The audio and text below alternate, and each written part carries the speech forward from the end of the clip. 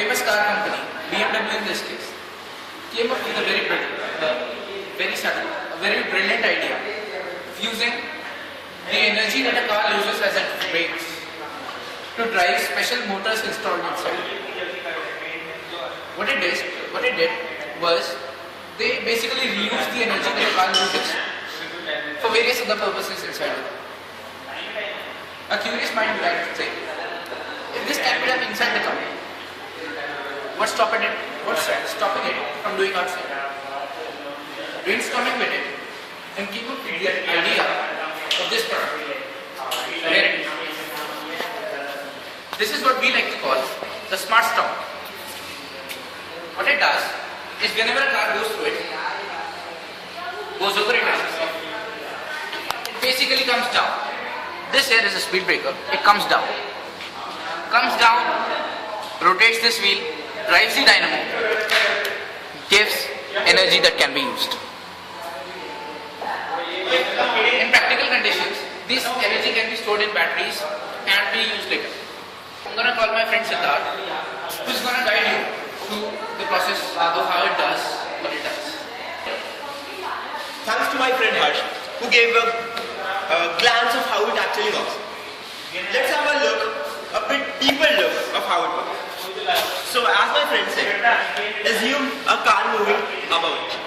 As the car will move or perhaps pass, this will actually press this breaker. As the breaker will get pressed, this you can see the rod, this main axle connected to the speed breaker will linearly go downwards, which will further push this piece of metal downwards, and by a famous Scotch yoke mechanism, this wheel will get rotated, which will further drive this dynamo and electricity would be generated out here. So this is a briefing of how it works. Let's see if it does work or not.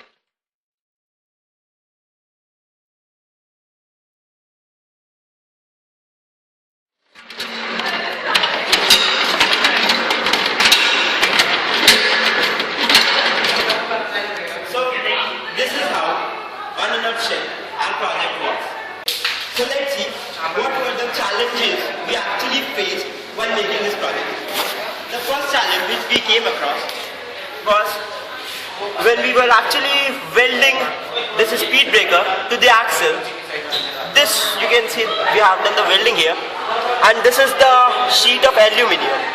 Since aluminium is a good conductor of electricity and has lower melting point, when we try to weld these both, this got melted. So this was a big problem, how to actually improve this and make everything fine. Second challenge which we faced was that we actually, in our real model, we thought that we would be using a spring which would be installed here.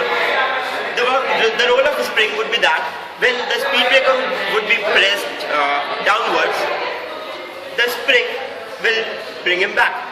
But since the finding of the spring was a really tedious task, we got these elastics in place. The fourth challenge which we faced was while welding this dynamo to the main axle. The main problem was that the heat of the weld could have destroyed the coils of the dynamo.